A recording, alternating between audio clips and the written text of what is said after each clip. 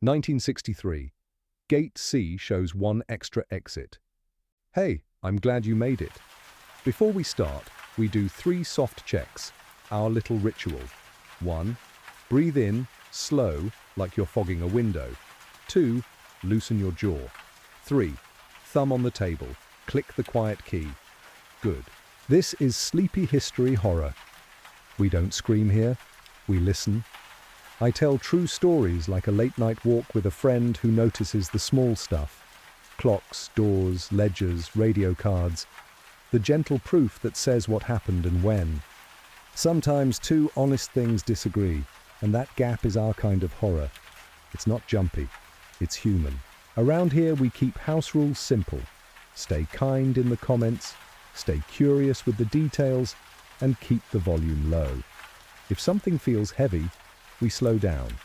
If a number won't add up, we check it together. When it finally makes sense, or refuses to, we let the paper have the last word. If you want a quiet corner online, make it this one. Hit subscribe, tell me what place we should walk next, and bring your own quiet key. Maybe it's a pen, a coin, or nothing at all. I'll start the clock, you make yourself comfortable, and we'll let the room speak first. Ready? Breathe, loosen, click. Let's begin. Thursday, October 31st, 1963. Late show of Holiday on Ice, Indiana State, Fairgrounds, Coliseum, Southeast Concourse under the box seats. He walks with a clipboard and copies the wall clock time in block numbers so the page will hold still. The air is rubber, canvas, mop water. Lamps hum in rows. A vendor window is dark with a paper sign that reads, "Closed, corners flat, tape pressed once." He writes the word as it is printed so it won't shift later. He passes the radio shelf. Cards for the public address sit stacked in order. Final thanks, exit reminders. The handset rests under its clip. Between announcements, the ceiling speaker gives one small tick, then quiet. The bowl above is near full, over 4,000 in seats for opening night. Coats folded on laps, programs creased to the last page. He writes the number he was given and leaves space after it. He stops at the aisle marker on the southeast run. Letters rubbed smooth by hands. The tunnel mouth below is a clean rectangle. Concrete there is dull with use. He sketches the minute hand again beside the earlier sketch. 2 angles match. A maintenance cart waits short of the tunnel. Its wheels left a dust oval when it settled. The oval has not moved. He writes oval steady and notes the cart's position so the line on the page matches the line on the floor. He stands at a painted door labeled for concession storage. Paint cool and even under his palm. Latch cool. He writes the door number as a maintenance card would want it and keeps to plain words. Door closed. Storage beneath seating. At the usher stand, the temperature pencil sits between 66 and 67, the line unwilling to choose one side. He copies it as it lies. He listens. Lamp hum, distant compressor, the soft figure the orchestra holds under the ice. He checks the hinge row on a sidebar. One screw sits shy of flush from years of use. No give under a fingertip. He writes hinge, worn, stable, and moves on. First aid is quiet. A cot lies flat under a folded blanket. A logbook shows tonight's date and a clean line. He copies the hour he sees there and leaves it at that. The corkboard near the volunteer desk carries a card in rounded letters. Return clickers to hooks. 3 silver bodies hang in a row. Windows show zeros. Springs easy. He writes, hooks at 0. He sets 2 fingers on a sleeve of bottle caps in the service nook. The sleeve counts in tens. A small tear stops at the first staple and goes no farther. He writes sleeve intact and sets it back the way it was. He opens a painted panel just enough to see the chalk line across the seam. unbroken. He closes it with a flat palm and notes the breaker numbers for this run of lamps. He kneels to the gap under the sidebar. Dust skins the floor in a thin layer. No drift line breaks its center. He writes gap quiet and stands. He traces his route since the desk, vendor window, radio shelf, aisle marker, tunnel mouth, storage door, cart, usher stand, sidebar, first aid, corkboard, service nook, panel, and copies the list so his shoes and his page agree. He sketches the minute hand a third time and sets it beside the others. 3 quiet shapes agree. The finale is near. The room still feels like it will hold for 1 more minute. He fixes the hour cleanly on the page. Thursday, October 31st, 1963, late show, Holiday on Ice, Indiana State Fairgrounds Coliseum, southeast end beneath the box seats. He writes what the room is doing while the finale nears. The orchestra holds a soft figure. The crowd's sound thins to the hush people make when they lean forward. Coats sit folded on laps. Programs crease along the last page. He traces the near paths people will take when the last line is read, up the aisle, out to the concourse, toward the closest gates. He marks the 2 gates that usually carry the southeast rows and sets a small dot where the first wave meets the corridor. He walks the concourse once more to keep the map true. Vendor window dark, paper sign that reads, closed, corners flat. Radio shelf with the handset under its clip, cards stacked in order. Final thanks, exit reminders. Ceiling speaker gives 1 tick as metal cools between lines. He notes the tunnel mouth under the southeast seats. Rectangle clean, concrete dull with use. The usher, stand there, carries the temperature pencil between 66 and 67. He copies it as it sits, not forcing a number. He stops at the painted door, labelled for concession storage. Paint cool, and even under a palm, latch cool. He writes the door number as a maintenance card would want it. He keeps to plain words, door, closed, storage beneath seating. He checks ordinary anchors so later pages won't argue. The maintenance cart parked short of the tunnel, the dust oval under its wheels still whole. The mop bucket line dried along the wall seam. The baseboard edge carrying a thin braid of dust unbroken. He looks at the aisle marker polished smooth by hands. The letters have the look of long use. He writes the aisle letter and the way the sound rounds under seating, a softer echo than open concourse. He sets the house figure down the way it was given to him, over 4,000 in seats for opening night, no rounding, a number that belongs to tickets, not to memory. He sketches the wall clock minute again and lays it beside the earlier drawings. The angles match. He writes the hour he has in front of him so paper time and room time stay together. He marks who stands where as the finale approaches, an usher at the tunnel mouth, a runner posted at each nearby gate, a guard on the short side door with the tidy tape fold, the volunteer desk squared with cards and 3 clickers at 0. He breathes once with the hall and lets the pencil rest on the margin. The southeast end is busy in the quiet way places get just before release. He writes 1 plain line beneath the others. The room feels like it will hold for 1 more minute. He signs out 3 prints from the press table and holds them by the edges. The first shows the bowl bright and the southeast wall clock clear near the beam. He copies the minute hand's angle in pencil so image time sits beside paper time. The second print is a wider step back, coats on laps, programs folded to the last page. The same clock shows a later angle. He sketches that angle next to the first, leaving a finger's width of white so the lines don't blur together. The third looks along the southeast concourse. The vendor sign reads, closed, corners flat. The tunnel mouth is a clean rectangle. The minute hand in the frame matches his last sketch. He lays the 3 drawings in a row and reads them like a quiet sentence. He walks to the wall clock itself and stands under it. Glass clean, numbers plain. He notes the way the minute hand crosses the mark without stutter. He writes the angle again, slow, the way you write when you want the hour to hold. He tilts one photo to find glare and doesn't. The face is even, no smudge on the numbers, no shadow under the glass. He writes face clear, then sets the print back flat so it does not take a bend. At the press table, he reads the camera cards once.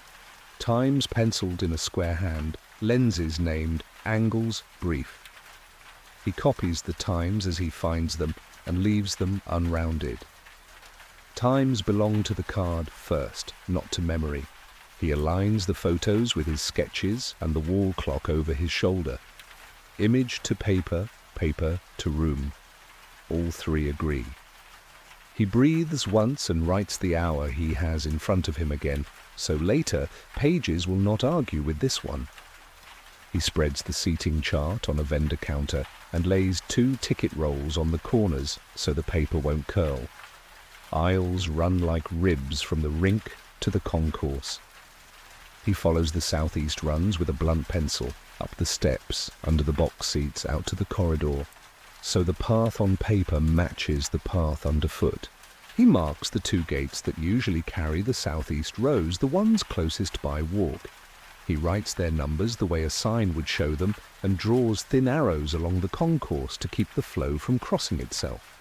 He notes the aisle letters polished smooth by hands and copies them in block print beside their arrows.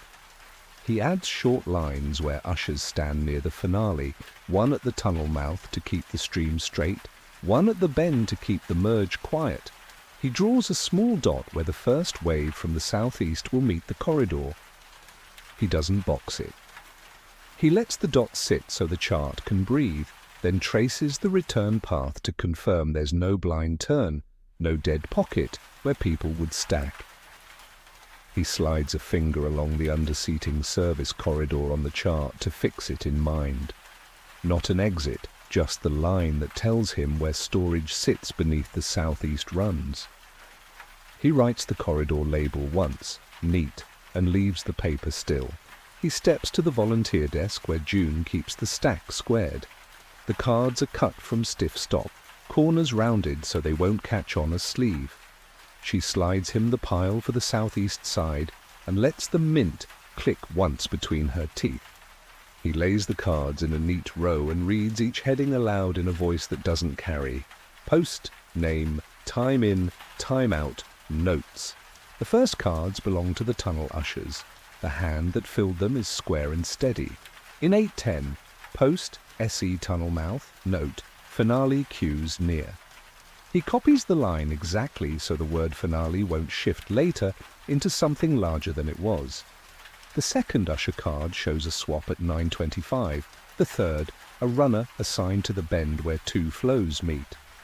He writes bend runner and draws a short dash to remind himself that this is where voices tend to rise if the line folds. He finds the gateposts next. The assignments match the chart he drew. 2 gates that usually carry these rows both close by walk. Each gate card shows a time in and no time out yet, just a narrow blank space waiting for the end of the night. He copies the numbers cleanly. He lets the blanks sit because blanks are also facts.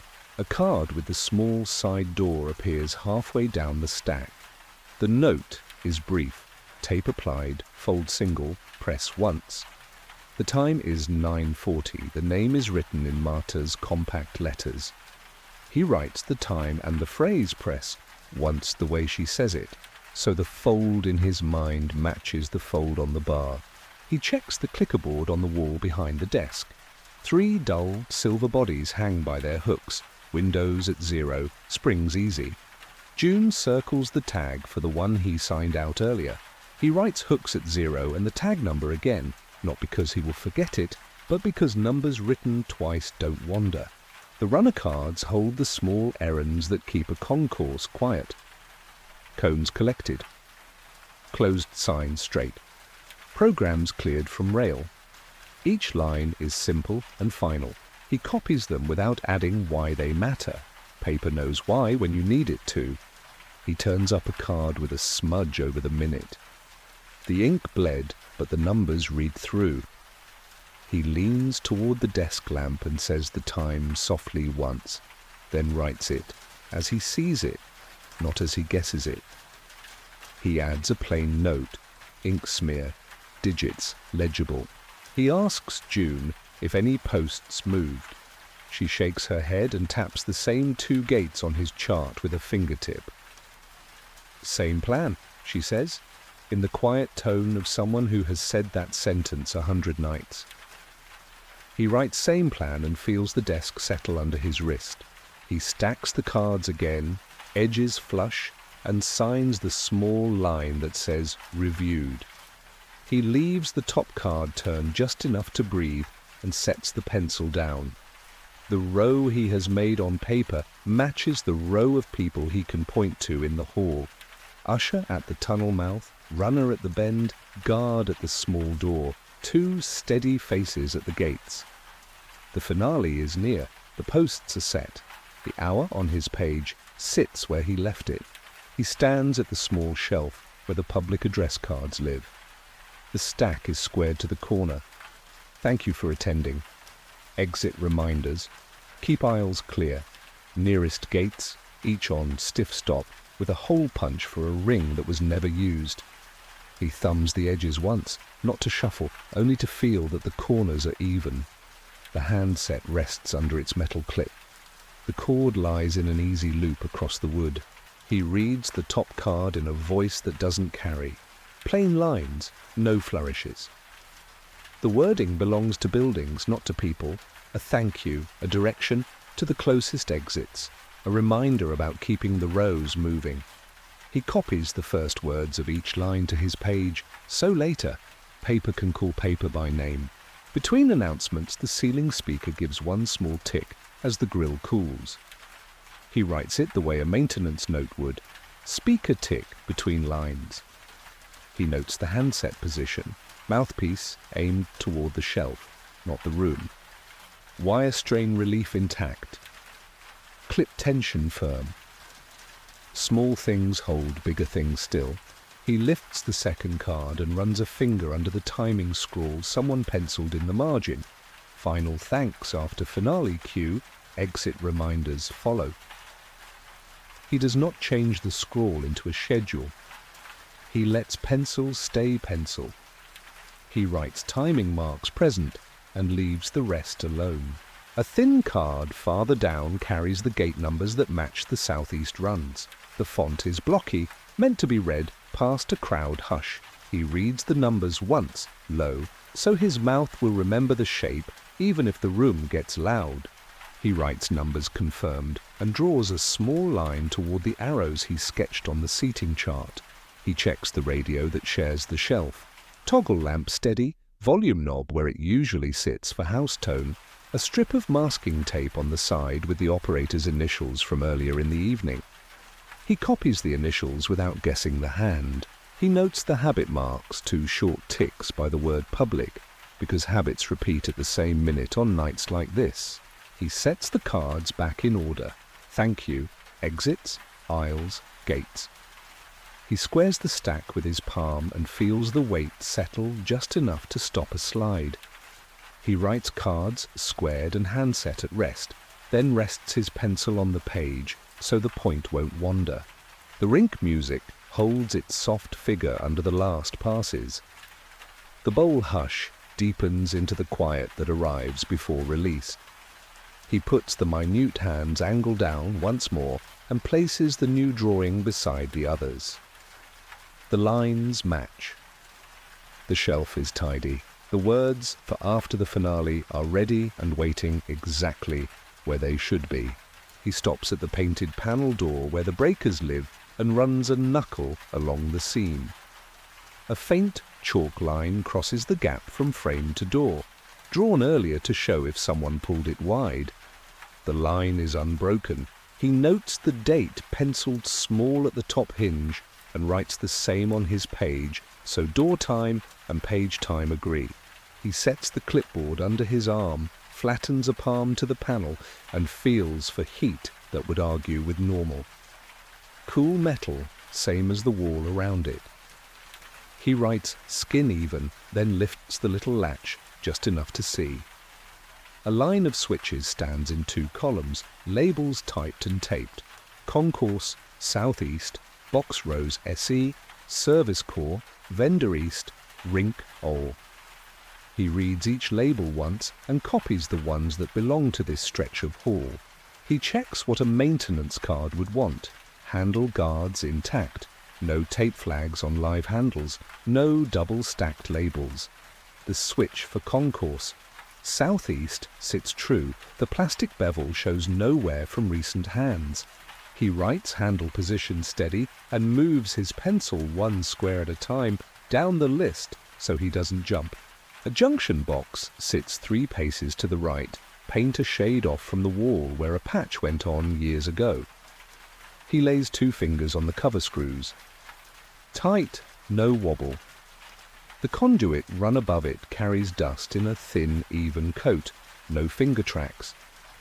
He writes box tight, dust even. He turns to the ceiling row where the lamps tie into their run. The housings hum in a way he knows, not loud, not hunting.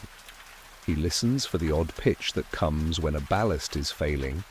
The line stays smooth. He writes lamp tone steady, then adds the count for this span so the number on paper will match the bulbs over his head. At the edge of the concourse, a floor outlet rests under a brass cover. The screws show the same orientation as the last check. The slot line runs north-south. He writes cover undisturbed and the small scuff to the left that has been there long enough to fade. A maintenance cart waits short of the tunnel mouth. He walks to it and puts a finger on the handle. Cold metal, no hand warmth fresh. The wheels left a dust oval when it settled. The oval still looks like a coin pressed into flour. He writes oval steady cart position 3 paces west of tunnel. He steps back to the panel and closes it with a flat palm so the latch will catch without a snap. He redraws the chalk line lightly across the seam, the way he was taught, so the mark will read the same for the next set of eyes. He writes chalk, renewed in small letters on the edge of his sheet. He lifts his head and listens to the room. Lamp hum, distant compressor, ceiling speaker, quiet. The air keeps its rubber, canvas, mop water mix. Power here behaves like a straight road. No turns, no dips. He sketches the minute hand again and sets the drawing beside the others. The angles match. The hall is as it should be. The page holds that stillness a little longer. He takes the short run beneath the box seats at the southeast end, where the ceiling lowers and the sound rounds off the concrete. The corridor is painted the same colour as the concourse, a flat tone that turns footsteps into a hush. Doors in a row face the aisle line above, utility, concessions, storage, supply, each with a small metal tag and paint that has learned the shape of hands over years. He walks past the first door and reads the tag aloud once to hear the number as well as see it. The latch sits flush, the hinge pins even with their cups. He sets 2 fingers to the jamb and feels for a draft. The air is still. He writes still air and moves to the next door. At the concession storage door, he stops and rests his palm flat to the paint. Cool and even. He slides his hand to the latch and finds it cool as well. He writes door skin even, latch cool, and copies the tag number the way a maintenance card would want it. Numbers first, then the nearest aisle letter. He kneels to eye the sweep line at the baseboard. Dust lies in a thin braid along the seam and holds its shape. No whisker, trails run under the door. He writes seam unbroken and follows the baseboard with his eyes to see if any room in the line argues. None do. Above the frame, A small vent grill sits where the corridor meets the storage ceiling. The slats carry an even dust film, no finger pull, no new arc. He writes grill dust even and steps back to read the run of slats end to end. They look as they did earlier in the evening, quiet, ordinary. He listens with his ear to the paint. Nothing on the hinge side, nothing on the latch. He holds his breath a count of 5, so the hallway air won't trick him. He writes room quiet and stands. He checks the floor for the small signs that rooms share with halls.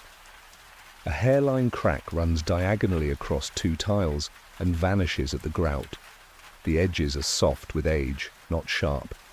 He writes crack old and copies the shape in one short line so he will recognize it if he passes this way again. The corridor turns one gentle corner toward a stair that rises to the box runs.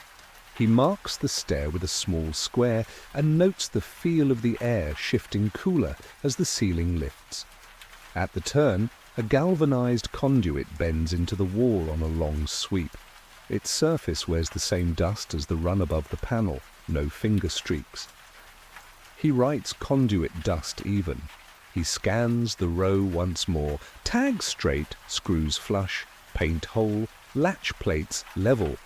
He writes the words in the order his eyes found them, so the page will remember how the corridor looked when it was nothing but hallway and time. He draws a narrow line from the concession storage door to the aisle letter above, not as an exit, only to show that storage sits directly under seating at the southeast end. He lets the pencil rest. The hall breathes in its low way, lamp hum distant, concrete giving back a quiet echo, and the minute hand on the wall, clock up the corridor, keeps its smooth pace. He copies that angle, slow, and leaves the drawing beside the others, so paper time and room time stay together. He stands at the concession storeroom under the southeast seats and works the checks the way the sheet teaches. He reads the door tag once, so his mouth and his page will agree. He notes the label on the frame, storage, letters intact, corners square, no extra tape, no pen marks. He writes, sign clean. He looks for the small proofs a shut room gives a hall. Sweep marks end before the threshold, not through it. Broom bristles left a fan that points away from the door. A thin braid of dust rides the baseboard seam and holds its line. He writes, bristle fan out, seam unbroken. He sets his palm to the paint. Cool and even, he shifts 2 inches to the latch and feels the same. He writes doorskin even, latch cool. He keeps his pencil to plain words because plain words hold. He checks the keyboard at the volunteer desk. The metal tag that matches this door sits on its hook, stamped numbers facing out. He writes key accounted and leaves a small space after it so the line can breathe. He steps back 2 paces to take the approach in. The corridor is clear, no pallet stacked, no crate slid to the side, cart parked short of the tunnel as it should be. He writes path clear and adds the cart's position in paces so floor and page will match later. He kneels to the threshold and reads the sill. Dust sits whole along the lip. No thin run shows under the leaf. He writes, underleaf quiet. He places his ear to the hinge side and holds his breath a count of 5. Nothing moves behind the paint. No chain tap, no slow roll, no collar scrape. Only the building's long hum easing down the corridor. He writes room quiet. He checks the placard tacked inside the frame, a brief line about cylinder handling that lives on most storage doors in buildings like this. He copies the keywords the way the placard sets them, not as a policy speech, only as a reminder written to be seen in passing. He notes the extinguishers mounted near the corner, pin seals intact. Inspection initials squared in the same hand as the other cradles on this run. He writes tag current and moves his pencil on. He studies the wall near the strike plate. Paint shows the soft, even shine of long use. No crescent where a wrench head has kissed the jamb, No new scuff at latch height. He writes, plate area clean. He checks the switch plate next to the frame. Toggle down, plate flush. No smudge edge, no fresh finger smear. He writes, switch off, plate clean. He draws a small rectangle on his sheet where this door sits under seating and adds one neat line beneath it. Storage under southeast box runs. He reads his list from top to bottom. Sign clean, bristle fan out, seam unbroken, door skin even, latch cool, key accounted, path clear, underleaf quiet, room quiet, tag current, plate area clean, switch off, and lets the last word, sit. The room, as far as a closed door can say, is shut right. He takes the steps 2 at a time to stand at the mouth of the southeast aisle and watches how the row breathes. People lean forward the same inch when the music climbs, then settle when the figure eases. Programs rest folded in laps. Coats are half buttoned for leaving, but not yet lifted. He writes that the aisle holds steady. No early rise, no wave. An usher posts 2 rows up, shoulders to the wall, one hand low to guide the near seats, the other ready to point left at the bend. The signal set is simple and old, palm open to slow, fingers together to send, a quiet circle to keep people moving around, a pause. He writes the signals the way they look so the lines won't turn into words. Later that sounds sharper than they were. He notes the rail height where the aisle meets the concourse. The top bar sits at a wrist, not an elbow. The paint is dull from touch. He writes rail worn smooth and draws a short mark where shoes will step across when the last card is read. He watches the bend where 2 streams meet. The runner there keeps feet planted and gestures across the body, never back and forth, the motion that gathers attention without making sound. He writes bend steady, and the runner's stance, so his page remembers which shoulder faces the flow. He traces the path from the ice to the aisle with his eyes, row edge, foot angle, turn. The steps are shallow enough that people won't need the rail unless they prefer it. He writes tread, shallow, nosing intact. The concrete shows a soft shine from shoes, no fresh powder from chips. He checks the second usher farther up the aisle. The timing of the hand signals matches the cue under the music. When the line of skaters widens, the usher's palm opens to slow new risers. When the figure tightens, the fingers draw together and send. He writes cue and hand aligned. He looks to the concourse and picks out the 2 gate faces that take this side on ordinary nights. The nearest sits left by a short walk, the next right by the same distance. He writes equal reach, so later no one will argue that one stream was set a longer path. He makes a slow count of the seats that empty first when shows end, those closest to the aisle and the row with the clear view of the exit sign. He writes the row numbers the way the brass tags read them, then leaves a small blank where a person's habit will always add its own pace. He glances once at the clock and draws the minute angle again. He listens to the crowd's hush, breathing, a cough tucked into a sleeve, a child's shoe tapping once and stopping. He writes the last line of this check the way he writes when he wants the page to stay steady. Signals set, bend quiet, gates equal, aisle ready.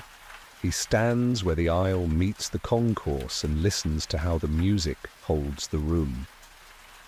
The figure on the rink is soft and even, a phrase that repeats to keep time steady while the finale lines up.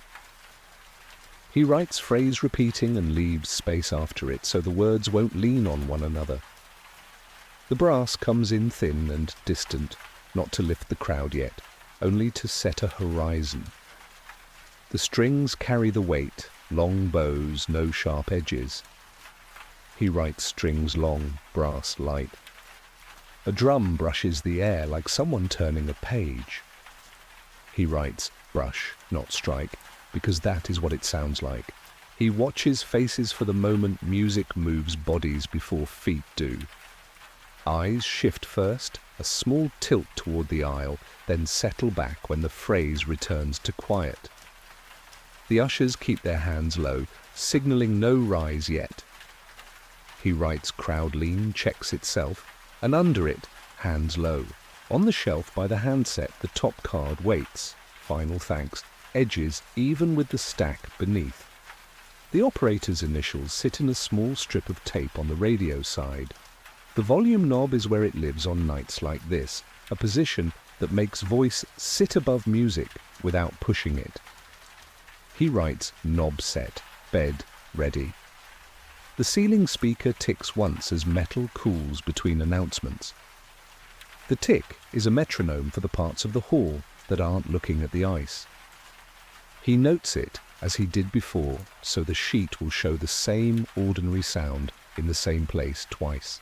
The figure climbs a step. The bows lift. The thin brass widens. The hush in the bowl becomes the quiet people make when they know the end is near, and they prefer to hear it before they stand. He writes. Hush deepens. He copies the minute angle again and lays it with the others, so paper time keeps pace with room time. He looks down the concourse to the bend.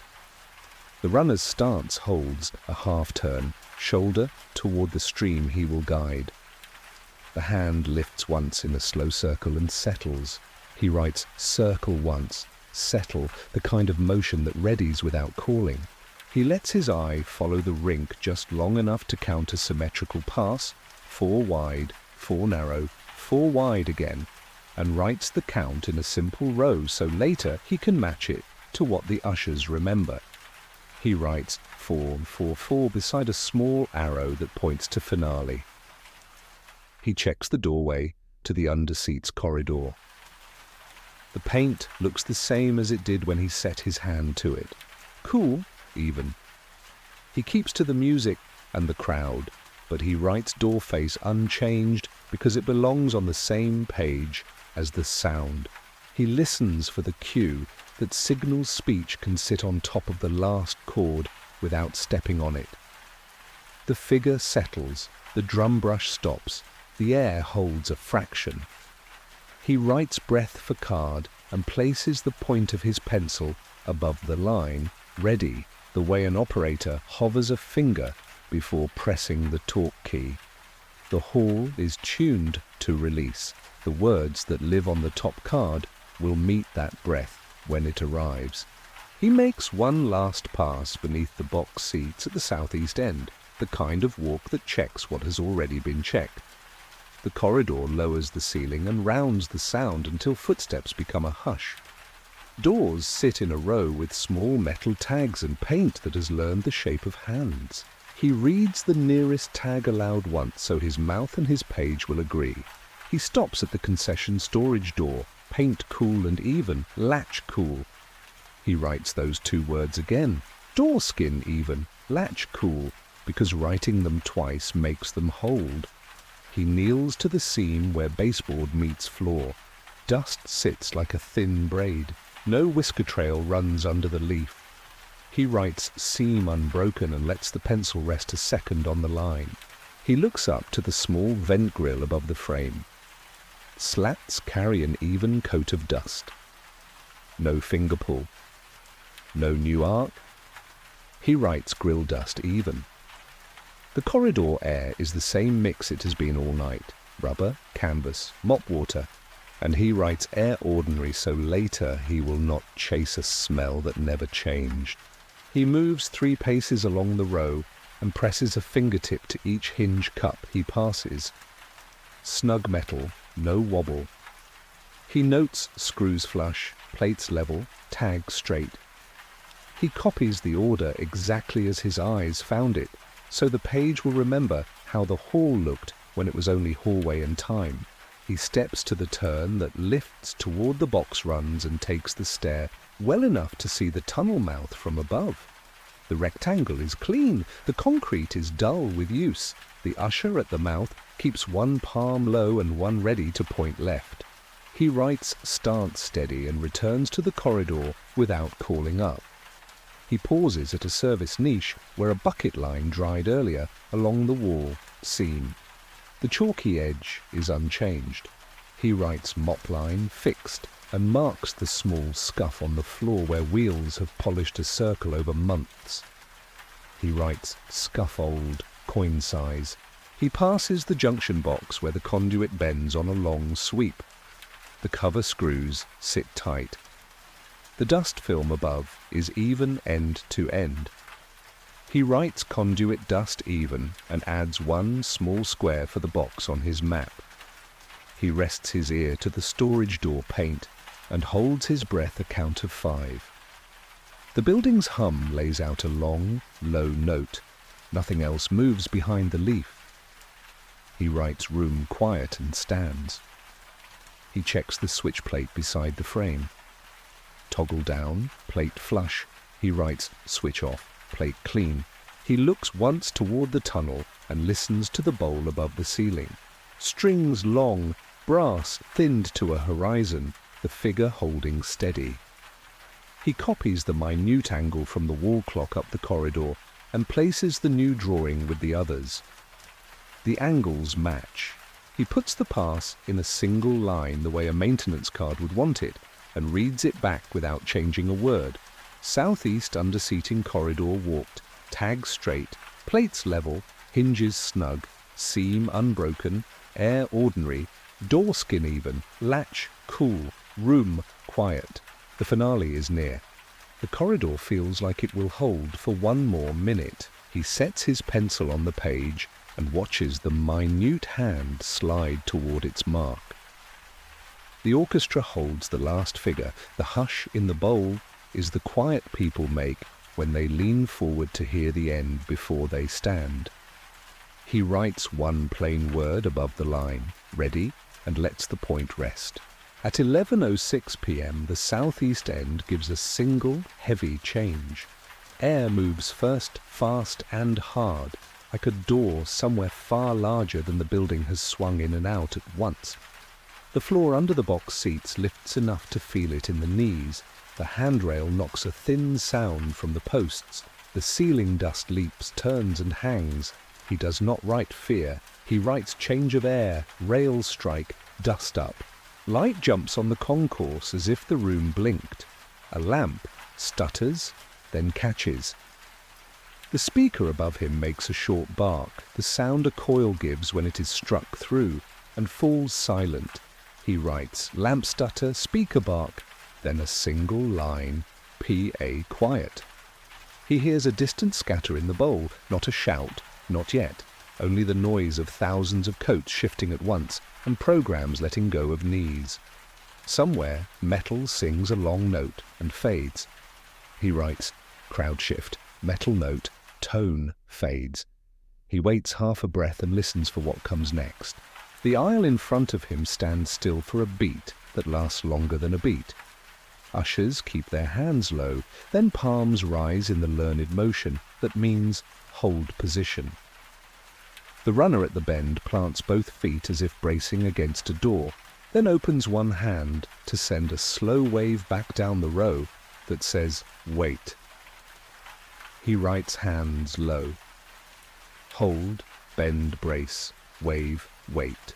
Dust turns in the southeast corridor like fine weather twisting in sun, then it begins to settle.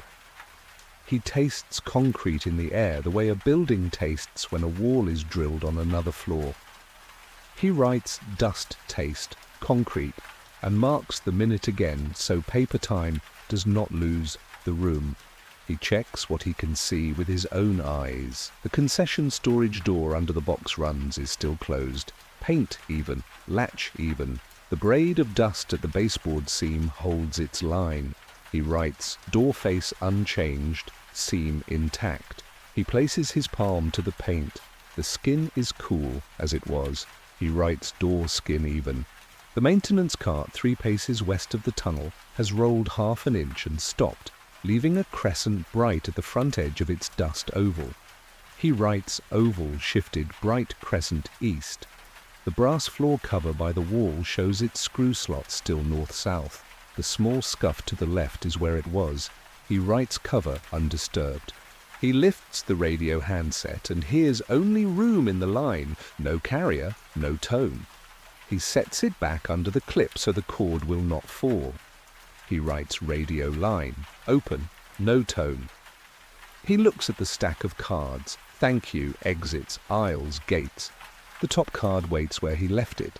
He writes cards in order. He takes one step toward the aisle and sees how the bowl breathes now, shallow, held, the way people breathe when they are listening for the next sound. He writes one sentence he can live with, 11:06 marked, hall holding, instructions pending. He keeps the pencil low. He waits through the first stillness that follows a heavy change. The hall holds its breath the way a room does after a breaker drops and before the lamp catches again. Dust hangs at head height and turns once, slow as snow in a beam, then begins to fall. He writes dust settling and keeps his pencil low so the lead won't jab the page. The ceiling speaker stays mute. The one small tick he has heard all night does not return. He writes PA quiet, then adds a thin line beneath it, so his eye will find the words again if the room rises. The radio beside the cards gives no carrier, only room noise, a soft shiver, like ocean in a shell. He writes line open, no tone. The ushers nearest the southeast rise 1 inch on their toes as if to look over a fence, then flatten and hold. Palms face the crowd with the old motion that means stay seated. He writes palms up, hold seats. The runner at the bend lowers both hands and sets his feet wide, shoulders square to the line he will manage when it is time to move. He writes stance set, bend quiet. The arena bowl makes a hush built from many small sounds, coats sliding against fabric, 100 programs leaving laps at once, a shoe tapping once and stopping. The hush holds, no push, no wave, no shout. He writes hush holds and fills the loop of the H with a dot to slow his hand. He checks the anchors that do not change when a room shifts. The brass floor cover by the wall shows its screw slot still north-south. The scuff to the left sits where it has sat for months. He writes cover undisturbed, scuff old. The maintenance cart's dust oval keeps its bright crescent on the east edge and does not grow. He writes oval steady, shift checked. He steps to the aisle rail and lays 2 fingers on the top bar. Cool metal, a single tremor left over from the rail's thin knock. Now gone. He writes rail still. He watches the minute hand cross its mark and draws the angle again beside the others, so paper time will not come loose. He looks down the under-seats corridor. Paint on the storage door is as it was. Latch even. Seam at the baseboard carries its thin braid unbroken. He writes door face unchanged, seam intact, and places the point of his pencil against the paper until the urge to add guesses passes. He returns to the small shelf and squares the public address cards, thank you, exits, aisles, gates, into a neat column. He breathes once and places the top card at the front edge where a hand can reach without searching. He writes cards staged. He sets his palm on the radio set and leaves it there long enough to feel whether the casing warms. It does not. He writes set cool. The crowd hush, loosens by a finger's width and tightens again. He can hear a far aisle breathe the same pattern. Loose, tight, loose, like a practice drill no one taught out loud. He writes aisles holding pattern. He looks at the usher's hands by the tunnel mouth. The old signs remain low and plain. He writes signals low. He closes the loop on one sentence that belongs on this line and no other. Hall stable, no movement ordered. He leaves a small space after the last word so it will not touch what comes next. The minute hand keeps its slow sweep. The dust reaches the floor and stays. The stillness, for now, holds. He stands at the shelf with the cards and waits for the room to tell him what it can carry. The hush in the bowl loosens by a breath and holds again. The minute hand crosses its mark. He sets one fingertip on the top edge of the stack so the paper will not slide when he takes the first card. He lifts "Thank you for attending" and sets it down. Not that one. He lifts exit reminders and reads the first line low to hear where his voice will sit. He leaves the card on top and places his palm on the radio set. The casing is still cool. He toggles the switch one notch, pauses, and listens. The line gives a faint floor of sound, not tone, room noise carried through wire. He writes line open and lays the pencil aside. He presses the talk key and lets one breath sit in the gap so his words won't step on themselves. His voice is plain on purpose.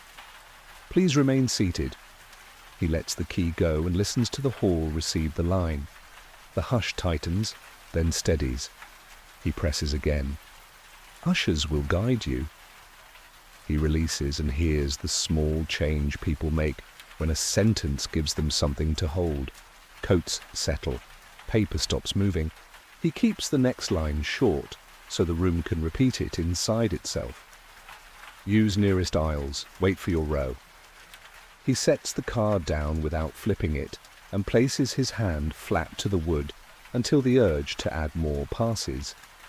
He writes 4 words on his page, remains seated, usher's guide, and leaves space around them. He nods once toward the tunnel mouth. The usher there keeps palms low and opens them a fraction, not to send, only to show he is listening with everyone else. At the bend, the runner sets one foot back and points his fingers to the floor, a sign that means "not yet." He writes signs low, hold. He brings the handset up again and lets his breath match the room. "If you are near the southeast aisle, remain seated." He does not say why, he does not say more. He releases the key and hears the sound of people deciding to do a small thing together. Legs uncross, hands fold, a child's shoe lifts off the seat and comes to rest on the floor. He takes the aisles card and reads the first line softly into the mic, then repeats it with the barest change so the words are the same shape twice. "Keep aisles clear for staff." He waits long enough to imagine the sentence written on paper, then lets the key go. He checks the gates he marked earlier. 2 faces are where they should be. They do not wave. They stand like door frames people will move through when it is time. He writes gates steady and draws a short line toward each face so his page will know where his eyes went. He gives one more sentence to the room, the smallest one he has that still helps. "We'll speak again soon." He hangs the handset under its clip and squares the cards with his palm. The radio light holds. The bowl stays in its quiet pattern. Loosen, hold, loosen. He writes call 1 complete and sets the pencil down so the point will cool. Section 16, he walks the concourse line he marked earlier and lets the first instruction take shape in the floor. Ushers at the tunnel mouth keep palms low. The runner at the bend sets his feet and lifts one hand shoulder high, fingers together, a sign that means the stream will turn left when told. He writes, "Bend ready," not opened. He checks the 2 gates that carry the southeast rows on ordinary nights. The nearer stands to the left by a short walk. The second sits right by the same distance. Both faces are in place, shoulders square, eyes on the aisle rather than the bowl. He writes 2 faces steady and draws a small arrow from the southeast dot to each. He scans the approach for the small things that tangle a flow. A cone sits upright where it should, rope lines slack against its stanchion, vendor shutter closed and level. He nudges a waste barrel 2 inches off the rail, so the turn widens by a hand's width, and writes, "barrel eased." He puts 2 fingers on the gate bar and feels the hinge give the quiet resistance it always gives when a door is ready, but not yet swung. He writes, "bar live held." He looks at the floor under the threshold. Dust thin and even, no skid arc, no fresh heel smudge. He writes, "sill clean." At the side door, with the tidy tape fold, he stops long enough to see what his page already says. The tape sits as it was, single fold, pressed once. He writes fold intact and keeps his hands off the bar. He lets the guard see him see it, so the rule lives in 2 sets of eyes. He turns to the radio shelf and lifts the handset just enough to hear the line breathe. No tone, no chatter. He sets it down and gives the nearest gate a small chin nod, eyes on the aisle, palms low. The nod comes back the same way, a mirror that says, "We are the same page." He asks for one change with his hands only. He taps the rail post at the bend, then draws a loose circle with his finger on the floor. The runner shifts his stance, half a shoe, to widen the turn. He writes, "bend, widened, quiet." He checks light at each face. The lamp over the left gate holds a steady hum. The one over the right sits the same. No flicker. He writes light steady, both sides. He looks once through the glass to the exterior walk. Sodium pools ovals on the pavement. The first stretch beyond the doors is clear. He writes exterior path clear. He measures the crowd's breath again. Loosen, hold, loosen, and matches his own to it. He touches the top card on the shelf without lifting it and feels the even edge of the stack. He writes cards ready and takes one step back so he can see tunnel, bend, and both gates in a single line of sight. He leaves one sentence on the page that belongs to this minute and none other. Aisles clear, gates posted, side door closed, bend ready, no release yet. He sets the pencil down and lets the hall keep its shape. He steps into the first aid room at the southeast end and lets the light find its level. The air is cool and clean, a small room smell of gauze and alcohol that makes paper feel sharper. A cot lies flat under a folded blanket. A second cot stands against the wall with its legs pinned. He writes cot 1 flat, cot 2 stored, and sets the clipboard on the counter, so both hands are free. Nurse Delaney checks the cabinet latch with her thumb and opens it just enough to see rows, gauze, tape, triangular bandages, saline, small scissors. She closes it without a click. He writes stock present, cabinet quiet. On the shelf below, a tin holds gloves sorted by size in paper sleeves. He notes sleeves intact, sizes marked. A box of masks sits beside a stack of clean towels, corners squared. He writes towel squared. A wall clock over the sink carries a second hand that sweeps without step. He copies the angle and places it with the others, so room time and paper time walk together. The logbook on the desk shows tonight's date, a clean line beneath it, and 2 earlier entries from routine checks. He writes log open, last line clean. A metal cart sits near the door with a narrow route to the hall. The wheels are quiet. The deck carries a small kit, 2 flashlights, and a blanket folded over the rail. He puts a finger on a wheel and gives it a short roll. It turns without wobble. He writes cart ready, flashlights X2. He opens one light and lets a thin beam find the floor, then closes it. He writes beam steady. The oxygen set lies in a corner cradle. The strap is buckled, the dial at 0, the wrench on a chain. He writes O2 secured, valve closed. A narrow backboard leans beside a folded wheelchair. The footrests hang level. He presses the chair grips and feels the rubber give. He writes chair staged, grip sound. Nurse Delaney smooths a towel with her palm and keeps her voice low. Remain seated and wait for ushers. she says once to herself, the way staff practice lines they will not need until they do. He writes reassurance line ready. She opens the drawer that holds incident forms and sets 2 on the desk without tearing them from the pad. He writes forms placed. He walks the path from the cot to the door to be sure there is no catch point. A waste basket slides 2 inches under the desk to widen the turn. He writes turn clear. He checks the switch by the door, plate flush, toggle firm, then looks to the hall where the runner at the bend keeps his stance. He writes hall view viable. He stands at the sink and lets the tap run long enough to know the line holds clear. He writes water clear, stop tap. He dries his hands on a towel and leaves it folded on the rail. The room accepts quiet as its first task. He writes posture, assess, reassure, report. Nurse Delaney places a pencil on the logbook spine so it won't roll and meets his eyes once, not for permission, but to confirm the order of minutes. He nods. He adds 1 line he trusts. Staff posted, supplies squared, route clear, log ready. The hall outside keeps its soft pattern, loosen, hold, loosen, and the second hand above the sink flows past its mark without a stutter.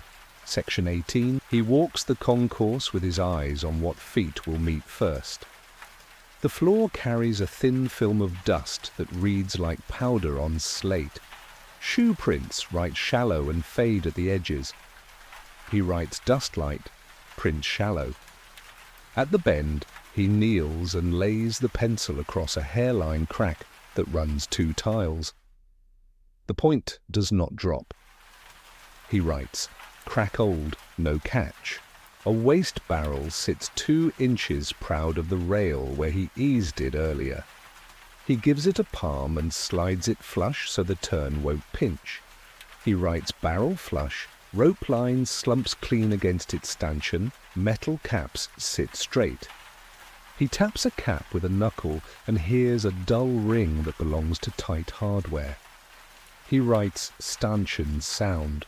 He checks for what shines wrong, spill, bead, grit that will skate a heel. By the vendor shutter he finds a dime-sized wet mark and stands over it until a runner brings a rag. 1 press. Gone. He writes spot lifted and draws a dot on the page to show where the hand went down. At the tunnel mouth a scuff shows bright in 1 crescent where a toe turned too fast. He rubs it with the sole of his shoe until the edge dulls. He writes scuff dulled. He runs a palm along the rail top. The paint is smooth from use, no fresh flakes. Where the rail meets the post, the weld bead is even and cool. He writes rail smooth, weld cool. Below the rail, a bolt head shows a thin star of old paint cracks. The star is stable, no spread. He writes bolt star old, no edge.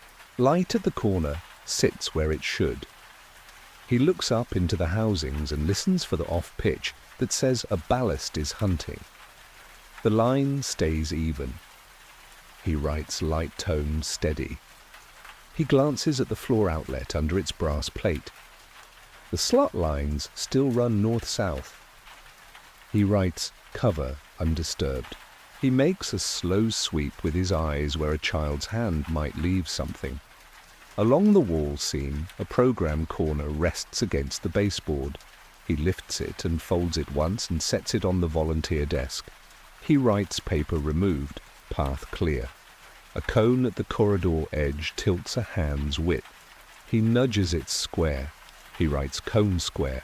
He checks the maintenance cart again. The dust oval that shifted at 11:06 keeps its bright crescent on the east edge. The wheels have not walked farther. He writes oval steady, position unchanged. The mop bucket tucked in the niche shows a dry ring where water sat earlier. No new run crosses the seam. He writes bucket dry, no spill. Under the side door with the tidy fold he lays his ear to the gap and listens for air pulling in or out. Just hall breath. He writes gap quiet, He looks down the underseats corridor, floor even, conduit dust unbroken, hinge cups flush. He writes corridor, steady. He finishes the loop at the radio shelf and sets his hand on the wood. The cards sit square, the handset clip holds. He writes deck tidy. He lets his eyes travel the whole line, tunnel mouth, bend, both gates, and sees only the steady shapes he put there. Palms low, shoulders square, faces turned to the aisle. He writes floor clear, release ready when called, and sets the pencil down long enough to breathe with the hall's slow pattern.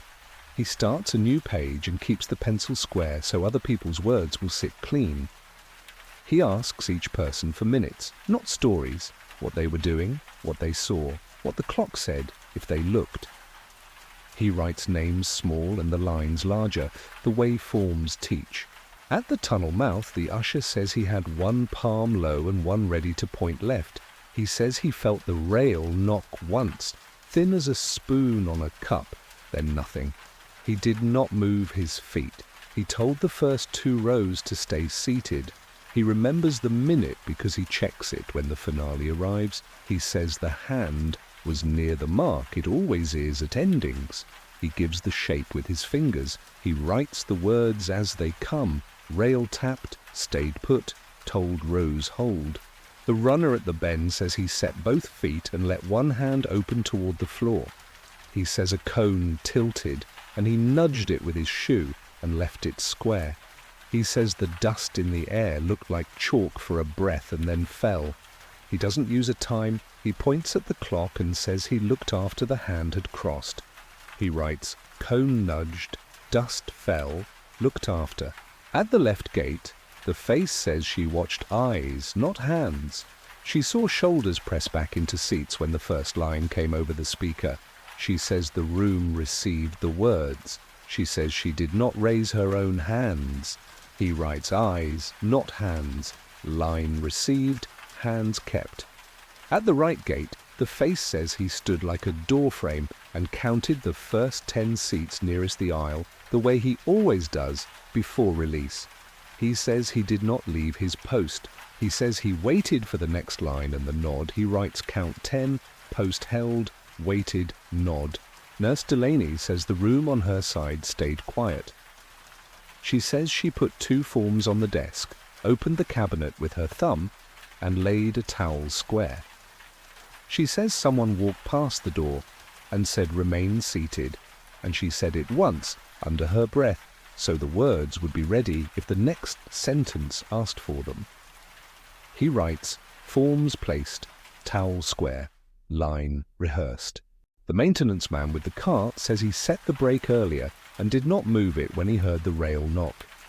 He says the cart sat where it sits in the photograph from last week's show. He says the oval under the wheels looks the same to him, except for one bright crescent he had not noticed until now. He writes brake set, position same, crescent seen. The guard at the side door says the fold she pressed on the tape still lies flat. She says she did not touch the bar. She says the adhesive shadow on her thumb is old, not tonight. He writes fold flat, bar not touched, shadow old. He reads the lines back to each person and does not add weight or remove it. He copies no feelings. He keeps to minutes and objects and hands. He closes the page with one plain line that holds all their voices without changing them. Posts held, words received, room waiting for the next line. He sets the ledger on a vendor counter where the light is even and opens to the page that belongs to tonight. The column heads are printed in a neat narrow font. He traces them with the pencil so his eyes won't jump. Tickets sold, admissions scanned, comps, ushers posted, seats reserved, seats empty. He writes the date along the top edge in block numbers to keep the page anchored. He copies the house figure as it was given earlier, over 4,000 in seats, and writes the exact sold count from the ledger, not a rounded breath. He sets the 2 numbers beside each other and leaves a thumb's width between them so they will not blur. He writes capacity used and does the arithmetic that shows how many empty chairs belong to no-shows, not to movement. He pulls the stub bucket and counts 10 from the top, reads their serials, and checks that the range matches the batch recorded before show. It does. He writes range matches. He lifts a second 10 from deeper down and repeats the check. It holds. He writes second check, holds. He sets the ticket roll cause on the scale used for stop. The dial settles to the same notch as the last show's end weight for a house of this size. He writes roll cause consistent and leaves the note where a manager would look first in the morning. He scans the comps column and traces the whittled list of reserved chairs, press, sponsor, house seats. He puts a small dot by each set of letters that corresponds to the southeast run and notes how many remain empty. He writes reserved empty count and sets it under the seat's empty column so each piece answers the other. He asks June for the in-scan tally used at the main gate. The strip printer tape shows a steady rise, then a flat line once the bowl settled. He writes scan tape steady, flat after start. He does not hunt for strays in a pattern that looks right. He lets the tape be the tape. He checks ushers posted against the volunteer cards he signed a page ago. 12 for the southeast side across the minutes that matter. He writes posts 12, coverage full. He glances at the clicker hooks, 3 windows at 0 for the unused counters. The one in his hand sits where he left it. He writes counters accounted. He adds what can still be trusted when rooms change. Ticket sales, stub ranges, scan tape, reserved empties, posts. He writes them in a column and squares the list with the side of his hand, so the lines sit like shelves. He does not add final head count. He does not have final yet. He closes the ledger softly and sets both palms on the wood so nothing shifts. He reads his own column back, sold exact, stubs matched, cause consistent, comps accounted, scans steady, posts 12, and lets the last line land without hurry. We keep what paper can hold while we wait for the next instruction. He stands before the concession storage door beneath the southeast seats and writes what a room tells a hall without opening it. Tag number, frame straight, hinge cups flush. He reads the stenciled word on the jamb, storage, letters intact, corners square. He copies the letters so paper will not trade them for another word later. He kneels to the baseboard seam. Dust lies in a thin, even braid and holds its line from one corner to the other. No whisker trail points under the leaf. He writes seam unbroken. He presses a palm to the paint, then to the latch.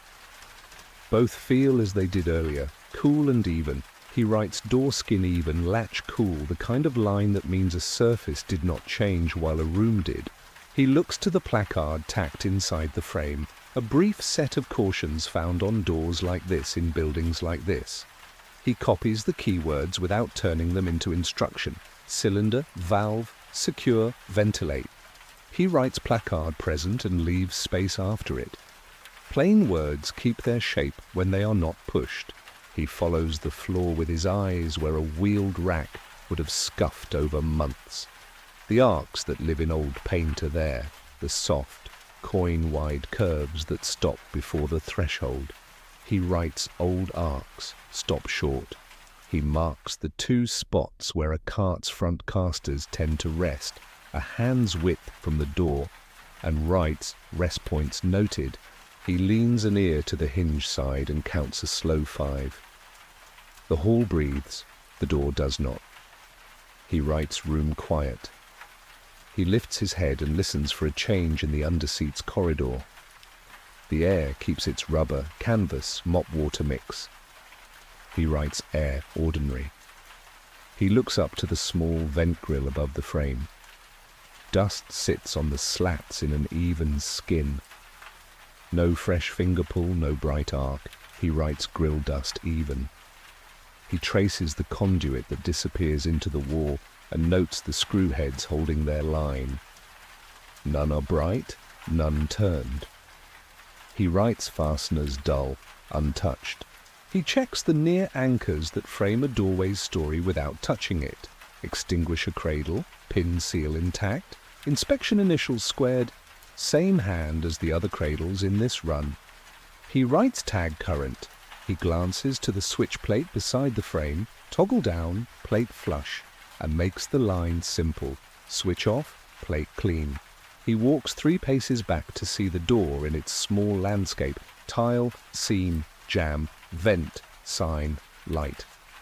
The lamp above keeps a steady tone. The paint carries a long shine from hands, not a fresh crescent from metal. He writes light, steady, paint long worn. He draws a narrow rectangle on his page for this door and adds 1 sentence beneath it that holds only what can be said from where he stands. Storage sits under the southeast box runs. The face is unchanged. The seam holds. The room is quiet. He leaves the rectangle open at the top. Paper sometimes needs daylight the way a room does. He sets the pencil down, breathes with the hall, and lets the door be a door, named, placed, and kept on the page until a key and a reason ask for more. He takes a slow survey of the southeast end, so the map in his head stays true.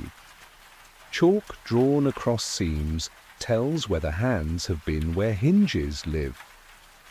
At the painted panel where breakers sit, the chalk he renewed a short while ago still bridges frame to door in a straight powder line. He writes chalk holds. He touches the latch with the back of his finger. Cool. He writes skin even. He walks the row of hinges along the sidebar and finds 1 screw a shade shy of flush, the same tired screw he pressed earlier. No new shine, no fresh scar where a driver slipped. He writes screw shy, old, plate level. At the rail posts, he looks for bright crescents that would show hard knock against metal. The posts hold their dull, hand-worn sheen. He writes no new crescents. He scans the paint where people lean waiting for their turn through a gate. Oil from hands gives a long, low gloss that grows by seasons, not minutes. It looks as it did. He writes hand gloss old. By the bend, the scuff he dulled earlier keeps its soft edge. He writes scuff dulled, edge holds. He crosses to the maintenance cart and kneels to read the dust around the casters. The bright crescent on the east edge of the oval remains where it shifted at 11:06. The rest of the coin-wide ring is unbroken. He writes oval steady, shift bounded. He sets 2 fingertips to the handle, cold metal, no fresh warmth from a grip. He writes handle cool. He checks the brass floor cover by the wall. Screw slots hold their north-south line. The small scuff to the left sits where it sat at the top of the hour. He writes cover undisturbed. He runs his eyes along the baseboard seam to the tunnel mouth. The thin dust braid stays whole. He writes seam unbroken to tunnel. He looks up into the housings where light pulls colour from paint. Tone steady, no flicker pulse. He writes lamp tone steady. At the ceiling, speaker he waits for the small tick that marked quiet between announcements earlier in the night.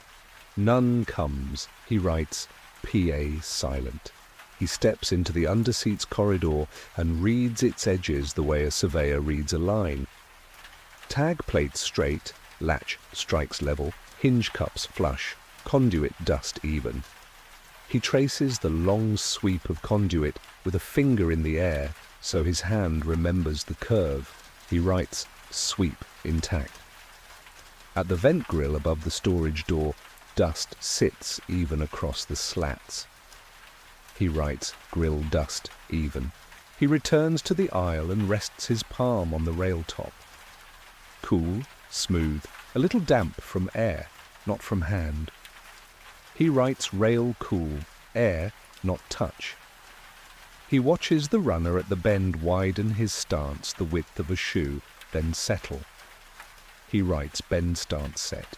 He draws a clean border on his page around the southeast end, panel, rail, bend, cart, tunnel, storage door, and writes a line under it that a morning crew can use without asking for a translation. Chalk holds, hinges unchanged, paint long worn, lights steady, speaker silent, seams intact, path clear. He lets the pencil rest. The hour in the southeast is drawn, measured and named, so the next line can be given when the room is ready to take it. He clears a corner of the volunteer desk for the things that turn a night into paper. The records box is a shallow metal drawer with folders that learned this building's names years ago: operations, ushers, PA radio, maintenance, first aid. He sets each on the wood so the labels read left to right, the way a morning hand will reach them. He starts with operations. Inside is a thin stack of forms that ask for the hour, the place, and one line that says what changed. He writes the date at the top in block numbers and copies the fixed facts first. Late show, holiday on ice, southeast concourse under box seats, 11:06 marked. He leaves a thumb's width of space after the minute so the line won't crowd. Ushers holds the volunteer cards he already read, posts, swaps, notes. He aligns them by position: tunnel mouth, bend, left gate, right gate, side door. He places a small slip between each set and writes the card count so no sheet steals or adds a page by accident. He tucks one blank behind the stack for any addendum a supervisor may take after the hour. In PA radio, the top pocket keeps the printed cards: thank you, exits, aisles, gates. He slides a carbon copy form beneath them and writes which lines were read. Remain seated, ushers will guide, keep aisles clear, we'll speak again soon. He adds the handset status, set cool, clip firm, line open no tone, and draws a thin box around those words so the eye finds them without hunting. Maintenance carries a photograph of the breaker panel from last month and a hand-drawn map of this run: panel, junction box, brass cover, floor outlet. He dates a short line that says chalk across panel seam renewed, line unbroken on return. He notes lamp tone steady, conduit dust even, cover undisturbed. He does not guess at anything behind paint or steel. He keeps to face, sound, and dust. First aid holds the room's log and incident forms. He copies the hour he saw on the open page, then writes the posture line he trusts: assess, reassure, report. He lists the items Nurse Delaney staged: 2 forms, towels squared, cart ready, O2 secured, chair staged, so the box will remember the room without the room in it. He adds an index sheet that braids the sets together in one glance. Aisle signals low, bend stance set, gates steady, side door closed, single fold tidy, storage door face unchanged, seam unbroken, oval shift bounded, speaker silent, lights steady. He leaves a clean line at the bottom that reads attachments, follow, and makes sure the order in the box matches the order on the index. He writes a short sentence for the lid, the kind of cover note that helps when hands are tired. Records for Southeast, drawn, signed where needed, ready for second review at daylight. He closes the drawer without a snap, so the metal won't carry a sound where a sound is not needed. He sets his palm on the wood and feels the desk give back its small answer. Paper is now ready to hold the hour. He pulls one clean form from operations and gives the top line to the hour that changed the room. 11:06 p.m. He writes it once in the box that asks for time of event, and once again, in the margin, a narrow echo that keeps minutes from wandering when eyes are full of other tasks. He places the page flat and squares his pencil to the first field, place. He writes what can be said in 10 words without reaching: Indiana State Fairgrounds Coliseum, southeast concourse beneath box seats. He adds the simplest condition line, building occupied, show approaching finale, aisle signals low. He breathes once and lets the point rest, so the shape of the sentence will not crowd the facts that follow. The form wants a changed description. He keeps to objects and air. Single heavy change in southeast, air moved hard, rails struck thin, dust lifted and hung, lamp stuttered and caught, PA silent thereafter. He sets each phrase on its own comma so they don't argue. He does not add cause. He does not name what he did not see. The next field asks for immediate actions. He writes 4 lines and stops.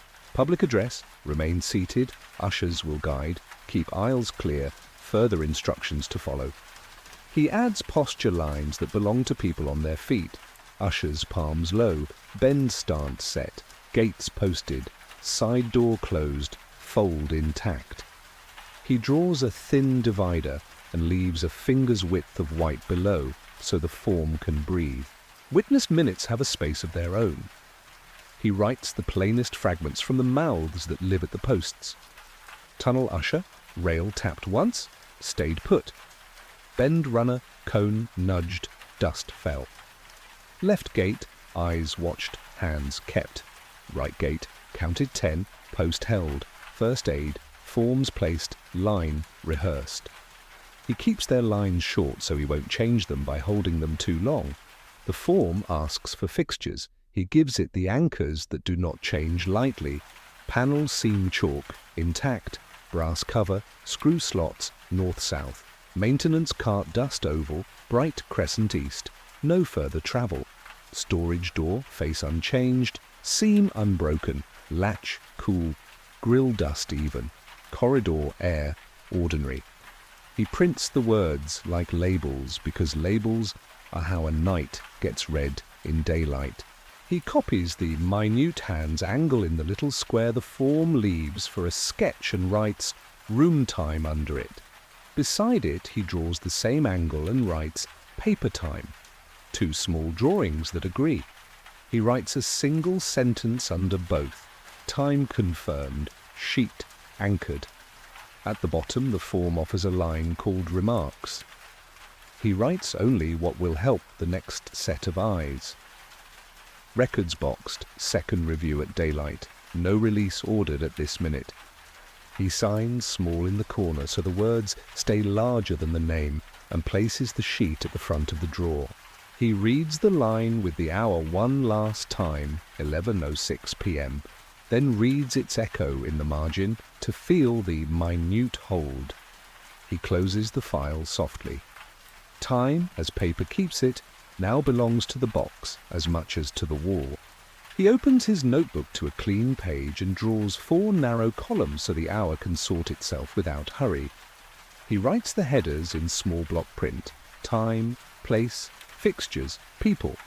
He copies the minute that fixed the night, 11:06 p.m., and sets it at the top of the first column so everything else will carry that weight without needing to say it again.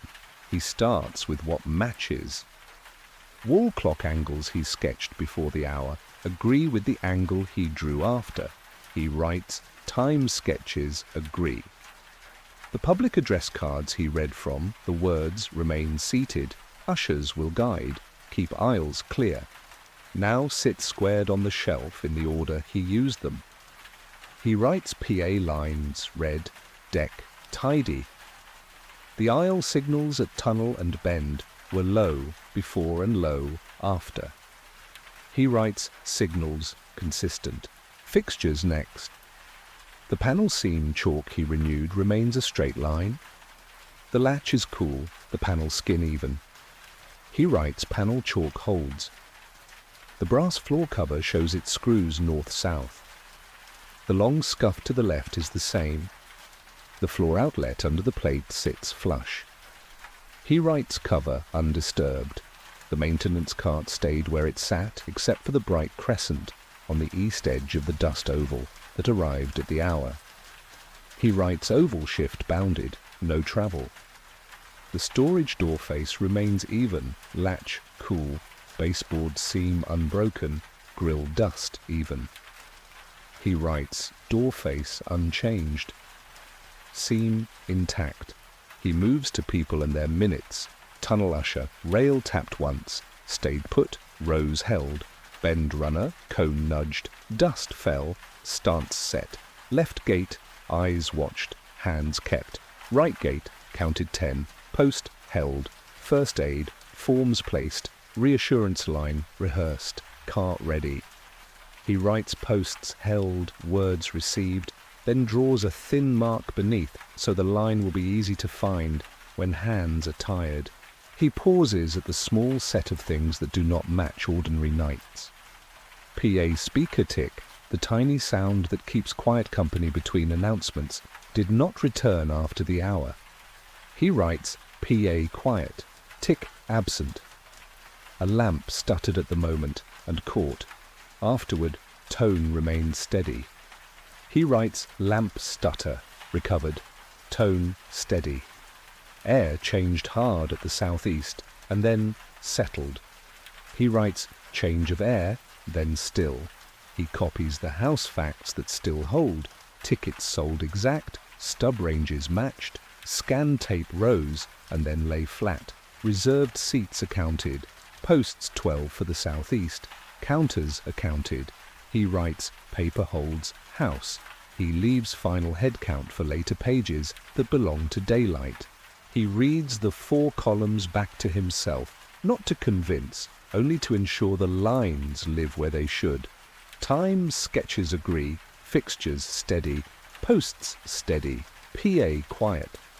He writes one sentence that will carry to the next set of eyes without asking for more. Hour anchored. Ordinary anchors intact. Release, not ordered.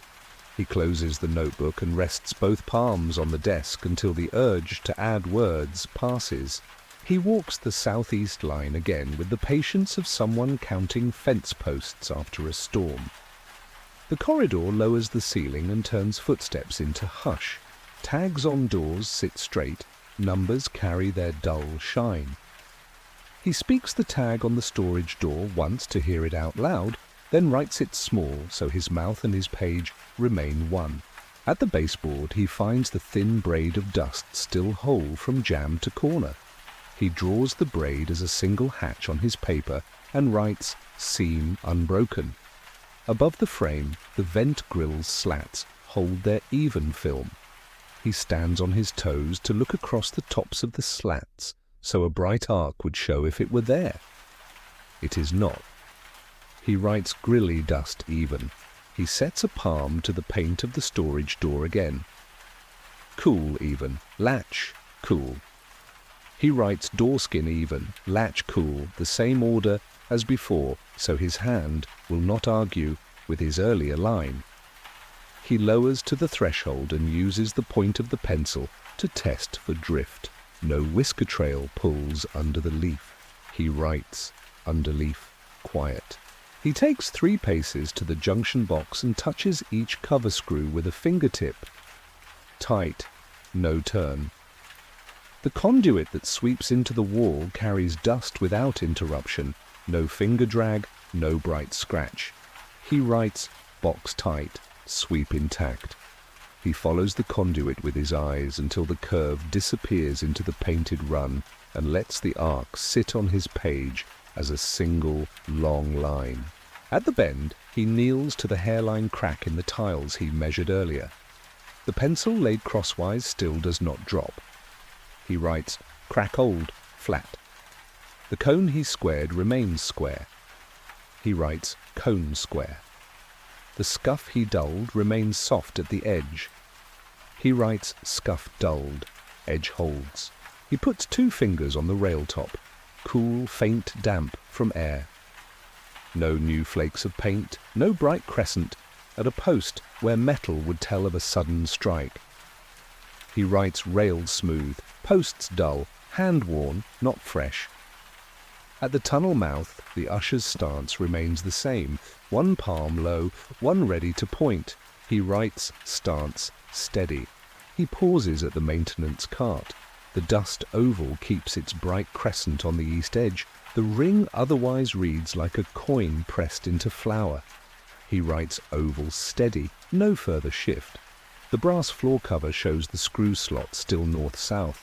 The scuff to the left sits where it sat. He writes cover undisturbed. He turns his head to the ceiling. Lamp tone steady. Speaker silent. He writes both lines again because repeating truths helps them hold when a room has changed once. He finishes the loop at the painted panel where he laid chalk. The powder line remains a bridge from frame to door. He writes chalk holds. He stands still long enough to let the corridor speak in its small language. Air, ordinary. Concrete giving a low return. Paper staying where he put it. He adds one plain sentence to the bottom of the page so a morning hand will not have to guess. Rewalk complete, no new movement, path clear, southeast corridor as previously drawn. He steps through the vestibule to look at what pavement keeps when halls change. The exterior lamps cast ovals of sodium light that make concrete look like paper rubbed with chalk. The first 10 feet beyond the doors read clean. No scatter, no skid, no fresh arc, cut by a heel that turned too hard. He writes exterior apron clear and lets the pencil rest a second, so the word clear does not borrow weight it doesn't need. He checks the door skins from outside. Glass sits square in the frames, gasket lines hug the edges. He places 2 fingers on the push bar of the left door and feels cold through metal, no warmth, fresh from a hand. He writes bars cold. He looks at the hinges and finds the same even soot of air and weather that lives on most doors used well, but not abused. He writes hinge soot even. He rests a palm on the wide sill where water sometimes pools. Dry. A faint dust ring along the grout tells the last washdown happened hours ago. He writes sill dry, wash ring old. The mat that lies just beyond the threshold sits flat, no corner folded, no ripple to grab a toe. He writes mat flat. He walks the rail to the right where a hand-smoothed patch in the concrete has been dull for seasons. It is still dull. He writes patch dull, long worn. Farther out, a cone stands where a truck path cuts past the Colosseum wall. The cone is square, shadow falling the same way as the others. He writes cone square, line holds. He looks left along the colonnade where a breeze sometimes draws dust from the field. Tonight, the air lays down. Leaves have drifted into the corner by the downspout and made a wedge. No new scatter crosses the apron. He writes leaves cornered, apron clean. At the downspout mouth, the grate carries a skin of grit, uncut by shoe or wheel. He writes grate skin unbroken. He checks the glass for the small half-moon prints that come when foreheads lean to look inside during delays. None here. The panes reflect lamp ovals and the quiet shape of the hall beyond. He writes glass clean, no lean. He leans his ear to the seam where door meets frame and counts 5. Air moves inward and outward in the thin way buildings breathe, no tug, no hiss, no draft with a name. He writes seam breath ordinary. He steps to the second set of doors and repeats the path in smaller notes so his shoes and his page keep cadence. Bars cold, mats flat, hinges even, apron clear, grate whole. On the edge of the light he sees the shadow of a man on the inside glass. An usher, palms low, stance easy. He writes inside, posture unchanged. He stands where a family would pause to button coats and looks back into the hall through both panes at once. The aisle mouth opens in a clean rectangle. The bend waits in the same quiet brace. The 2 gate faces hold like door frames. He writes line of sight steady from exterior. He squares his page with the door rail and puts down a sentence that a morning crew can use without asking. Exterior approaches clear. Thresholds true. no exterior cue to release. Interior posture, steady. He gives the handle one soft pull to feel the closer work. The swing is damped, the reach smooth, the catch sure. He writes closer's sound and steps back inside with his hand flat to the glass so the door will not voice a sound into a room that has chosen quiet. He climbs to the lower riser where the rink opens wide and reads the bowl the way seats read a river. The quiet has a shape, breathing braided with the silk sound of coats. Programs sit folded on laps, corners tucked, hands rest on knees or hold the paper edge. He writes programs down, hands settled. The exit signs hold their patient green. He writes signs steady. He counts the first 10 chairs closest to the aisle, the ones the right gate face said he counted earlier. Their brass tags read like small coins set in wood, even numbers on one side, odds on the other. None are turned, none ask for a twist of shoe to face forward. He writes tag square, row true. On the floor, no heel arcs or new crescent scuffs break the soft sheen of use. He writes tread clean. He watches the usher's low language from above. At the tunnel mouth, one palm faces the crowd, hold. The other fingers rest together near the hip, ready. The runner at the bend keeps a shoulder open to the stream he will shape. The 2 gate faces do not wave, they stand.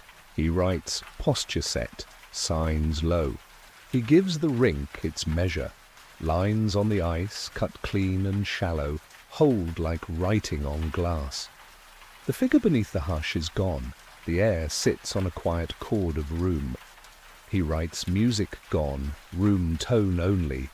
He checks the clock over the southeast and draws the minute angle again, so the bowl's time and his paper's time hold hands. The new drawing matches the last.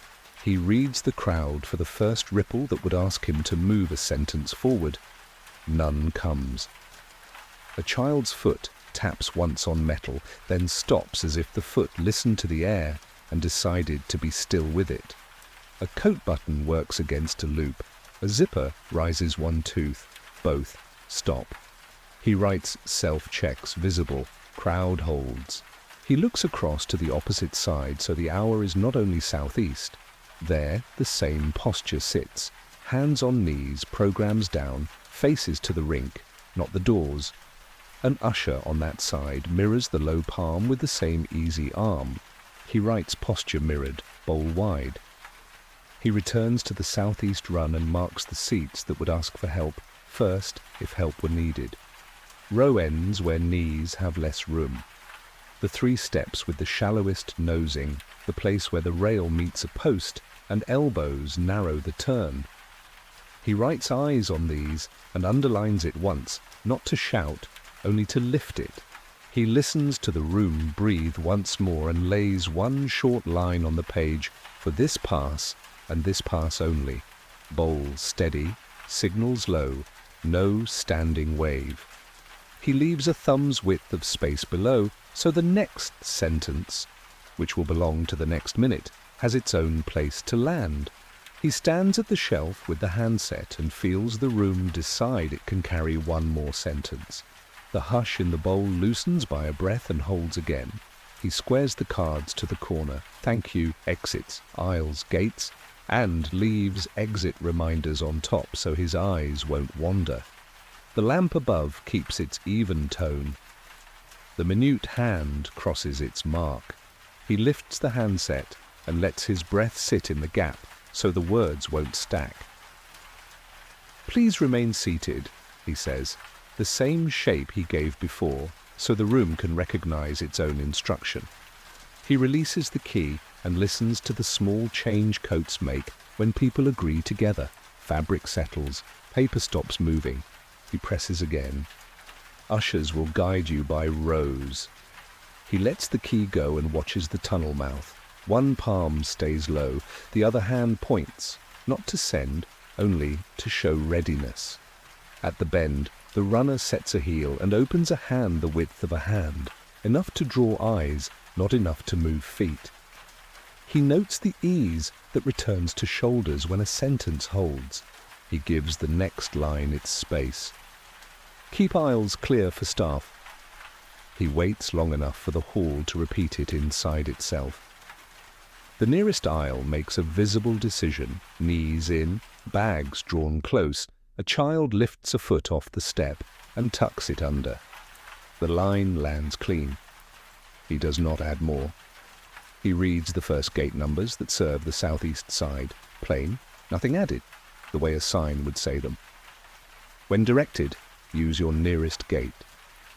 He does not call left or right.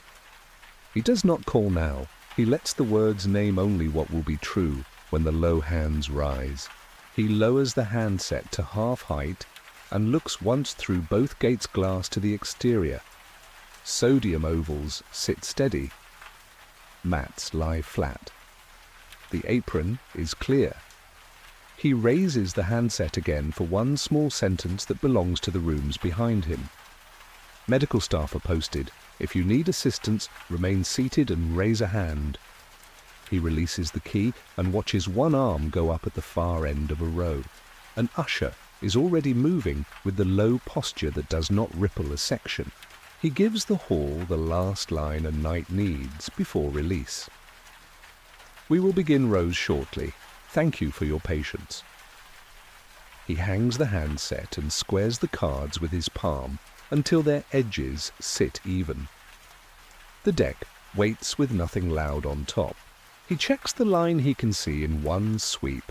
Tunnel mouth, bend, both gates.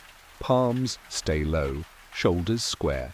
Faces turned to the aisle, not the doors. The crowd breathes the same pattern. Loosen, hold, loosen, and keeps it. He places his hand flat on the wood to feel it answer back. Then writes the words he trusts for this minute alone. Closing lines given, posture steady, rows to begin on signal. He stands at the volunteer desk where the small things that end a night live in rows. The keyboard shows its dull brass tags, numbers stamped shallow from years of fingers. He reads each tag that belongs to the southeast run and sets his fingertip on the one he checked earlier for the storage door. He writes tag present and turns the oval once, so the numbers face outward the way a morning hand expects. He lifts the sign-out slip for tools and writes the hour in block numbers, so paper time will not argue later. This minute, not another. He copies the tag numbers he touched tonight and draws a thin line beside each that says, returned. He keeps the line straight and leaves a thumb's width of space under the last one to show that the list ends where it ends. The clicker sits in his palm with the weight of a coin that has passed through many pockets. He does not press the button. He does not reset the wheels. The window shows the number that belongs to this hour, and he lets it. He writes clicker retained for box and adds the serial from the small stamp on the side so the number can be called by a name as well as a face. He checks the hook board for the other counters. 3 dull bodies hang straight, windows at 0, springs easy. He writes counters X3 at 0. He wipes a smudge from the board edge with his sleeve and lets the wood dry on its own so the note he just made won't smear. He gathers the loose ends, a pencil he borrowed from first aid, a ruler from maintenance, 1 card sleeve from PA, and returns them to their places without scraping the desk. He writes lens returned and keeps his palm on the wood until the urge to add a line about why passes. The why will come in the morning if it needs to. June squares the volunteer cards into their stack, taps the bottom edge twice with the side of her hand, and lays a paper band across the middle. He writes cards banded and sets a slip on top that reads Reviewed SE, Tunnel, Bend, Gates, Side Door. He prints each station so the words can be seen in a glance. He faces the small tray where loose items collect, 2 safety pins, a whistle on a cord, a stub of blue chalk, a badge clip. He drags the chalk once across the tray to make sure it still takes, then sets it back.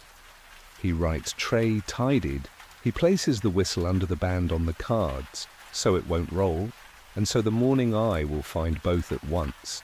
He opens the drawer that holds the records box and slides the 1106 sheet to the front, where a lid will meet it first.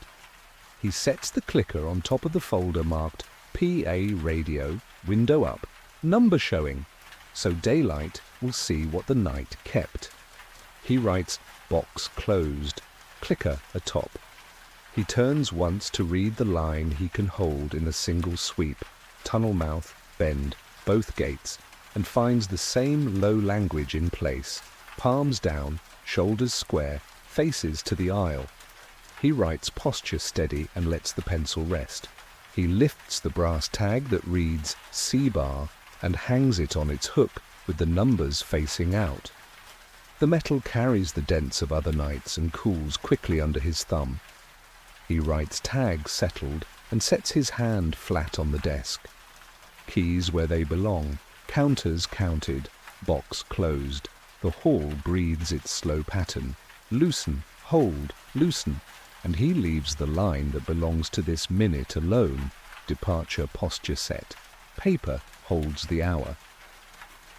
He sets the records box on the desk where the light is even and opens the lid without a snap.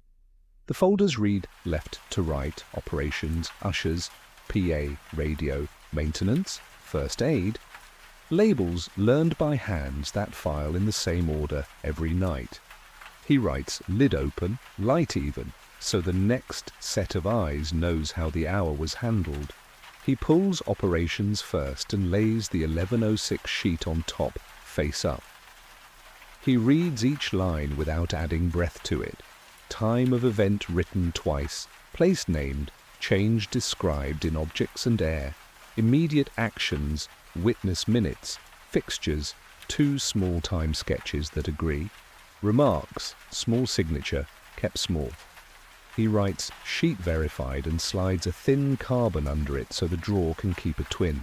From ushers, he gathers the tunnel, bend, gate, and side door cards into 4 small stacks. He sets a paper band around each and prints the station name on the band in block letters so no one will have to flip through to find a post. He writes stacks banded, tunnel X1, bend X1, gates X2, side door X1. He tucks one blank behind the set to catch any late line a supervisor adds. He opens PA radio and places the card list that was used. Remain seated, ushers will guide, keep aisles clear, will speak again soon, on a copy form. He writes handset at rest, set cool, line open, no tone, cards squared. He closes the folder with the clicker resting on top, window up, the hour's number showing like a title without words. He writes clicker atop, number visible. Maintenance gets the small map he copied, panel, chalk seam, junction box, conduit sweep, brass cover, floor outlet, each with tonight's short line, chalk holds, box tight, sweep intact, cover undisturbed, slots north-south, lamp tone steady. He writes face only, no interior asserted so the page won't pretend to know what paint hides. In first aid he leaves what the room will need at dawn. Log open to tonight, 2 forms placed, towels squared, O2 secured, chair staged, cart ready, path clear. He writes posture, assess, reassure, report. The 3 words Nurse Delaney kept in her voice, light and plain. He slides an index sheet across the box, like a lid inside the lid. 1. Time anchored, 1106. 2. Aisles, signals low. 3. Gates, posted. 4. Bend, stance set. 5. Side door, fold intact. 6. Storage face, unchanged. Seam unbroken, latch cool. 7. Panel chalk, holds. 8. Brass cover, undisturbed. 9. Cart oval, shift bounded. 10. PA speaker tick, absent. Lines delivered. 11. Light, tone, steady. 12. House, paper, holds, sales and scans. He writes attachments, follow, and taps each folder once with the side of his hand to square edges. He signs the outside root slip, drawer sealed at hour. and leaves a thumb's width of space after the time so the first pen in daylight can echo it and make the line hold twice. He places a length of plain tape across the drawer lip and writes the date in small print over the seam. He writes "drawer sealed." He closes the lid without a sound and sets his palm there to feel the desk give back its small answer. He writes "folder closed, copies placed, index on top, clicker visible, box ready for daylight." He steps back until he can see the shelf, the handset, the cards, the box, the keys. One row of square shapes that keep a night steady after a minute changed it. Paper now is the room that holds. He draws the last small map of the night, the kind that names where a minute lives. A rectangle for the southeast concourse, a short bar for the tunnel mouth, a bend marked with a simple arc, 2 squares for the gates, a narrow box for the concession storage door beneath the box seats. He labels each in block print so the lines can be read by hands that were not here. He adds the anchors that make a map behave like a clock. Wall clock, minute angle copied and matched, panel seam, chalk holds, brass cover, slots north-south, maintenance cart, dust oval with bright crescent east, vent grill, dust even, baseboard seam, unbroken. He writes them along the margins so a finger can trace them as if tracing streets. He sets 11:06 p.m. in the lower corner and boxes it lightly so the number will not shout. He writes the date, Thursday, October 31st, 1963, and leaves the day spelled out because days carry weight when they are written whole. He adds one line that belongs to the bowl, not the hall, programs down, hands settled, signs steady. He places tiny marks for people as they were when the hour was held. 1 palm low at the tunnel, a shoulder open at the bend, 2 faces at the gates, the guard at the side door with the single tidy fold, Nurse Delaney in first aid with the cart staged. He writes posts held beside the marks and lets the words sit. He adds 4 short arrows that are not commands, only directions a room recognizes when the time comes. Remain seated, ushers will guide, keep aisles clear, use nearest gate when directed. He sets them on the map like legend, not like orders, because the hour they belong to is the hour after a room decides to listen. He writes the outside line, aprons clear, mats flat, bars cold, and ties it back to the gates with 2 light strokes so the interior and exterior breathe together on paper the way they do in the building.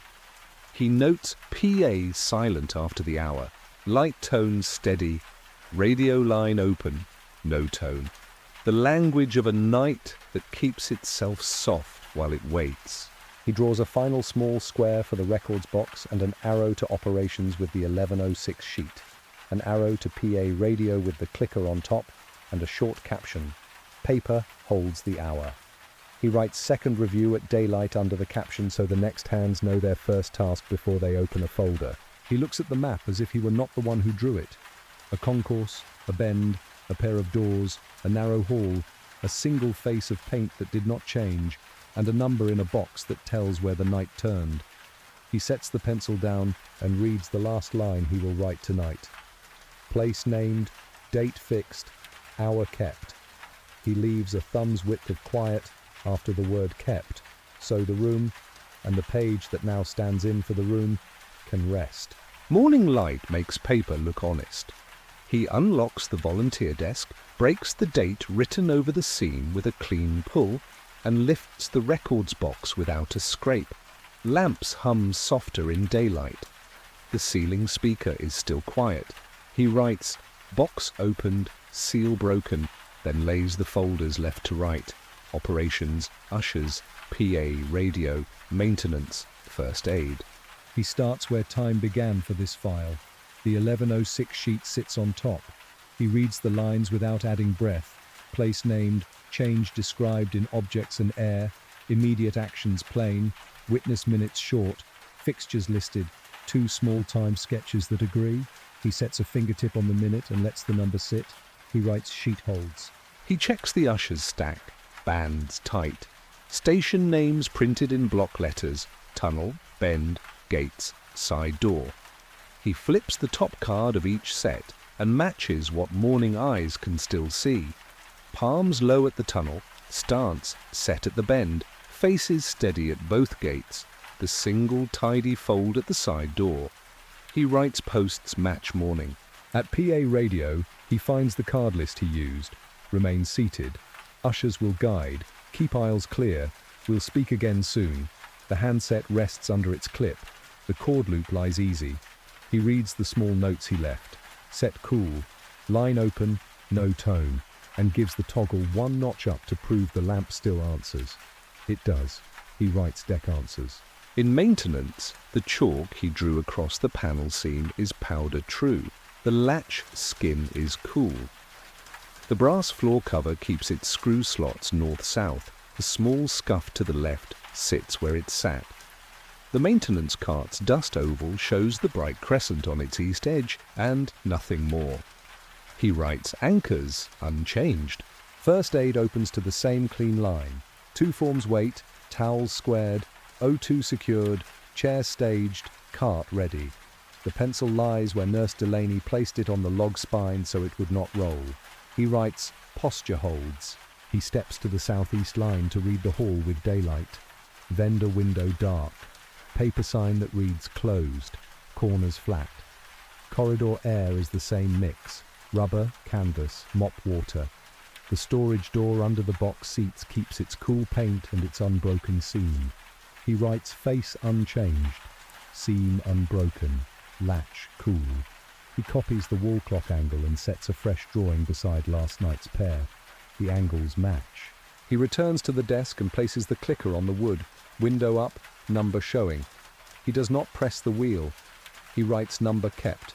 He pulls a new slip and adds one small line for the morning hand that will file the box when the day is long, and other tasks call, time anchored, records complete, no release ordered at night, review confirms posture. He closes the lid without a snap and leaves his palm there long enough to feel the desk give back its small answer. He walks the southeast concourse once more, not to find a new thing, but to let the room say its last small truths. Lamps keep their even tone. The aisle rail gives cool under 2 fingers. The bend holds its easy curve. The gates sit like door frames that will carry the next crowd on the next night. He writes hall ordinary, the kind of ordinary that belongs to buildings that have been asked to hold more than one kind of minute. He stops at the storage door beneath the box seats and lays his palm to the paint. Cool. He kneels to the seam. Unbroken. He tilts his head to the vent grill above. Dust even. He listens with his ear to the hinge side. Room quiet. He writes those 4 words again. Slow, cool, unbroken, even, quiet. So the last line will be the same size as the first. He looks toward the bowl. Programs from last night have been gathered. Tags on seats sit square. Exit signs wait their patient green. He writes the date whole and slow, Thursday, October 31st, 1963, and sets 11:06 p.m. in a small box beside it, not to make the number shout, only to keep it from sliding into another hour. He returns to the desk and places the clicker in the records box on top of PA Chico radio, window up. The number shows the minute that changed the room and then held. He ties the folders with a band, prints the file name in block letters, and sets the box on a shelf where morning hands will see it first. He writes, paper holds the hour, and underlines it once, not to press, only to steady it. He stands in the doorway long enough to see the southeast line as one shape. Tunnel mouth, bend, gates, the quiet face of a door, and lets the building finish its slow breath. No jump in light, no voice in the speaker, no new marks in dust. He gives the room back the words it carried through the night, because they still help in daylight. Remain seated. Ushers will guide. Keep aisles clear. The lines are not orders now. They read like a map that was followed. He closes the book and leaves the hall to its ordinary hours. Place named, date fixed, hour kept. He walks to the glass and presses the bar with a flat palm so the closer will not speak. Outside, the concrete takes the morning like paper takes ink, quietly. without hurry, and the door eases shut behind him. He stands with one hand on the records box and lets the hall finish its slow breath. Lamps keep their even tone. The ceiling speaker stays quiet. Programs sit folded. Hands rest on knees. He writes one plain line and keeps it small. Night held, paper ready for morning. He lifts the clicker once, reads the window without touching the wheel, and sets it back on PA radio, where daylight will see the number first. He straightens the top card on the deck, so the edge is even with the wood. Keys face out on their hooks. Tags show their numbers. He leaves them that way. He walks the short path to the door, looks once at the southeast run, the tunnel mouth, the bend, the two gates, and finds the same low language, palms down, shoulders square, eyes on the aisle. He nods to the faces that kept the shape of the hour and writes the last word a night like this needs: steady. He steps into the vestibule and presses the bar with a flat palm so the closer won't voice more than a small breath. Outside, the sodium ovals draw quiet coins on concrete. He turns back long enough to see his own reflection in the glass, paper under one arm, hand on the rail, and lets the door ease shut. On his page, he gives daylight its first task and nothing more. Second review at 8 a.m. Operations, ushers, PA, radio, maintenance, first aid, in that order. He writes the date once, whole and slow, and sets the pencil down. Place named, date fixed, hour kept.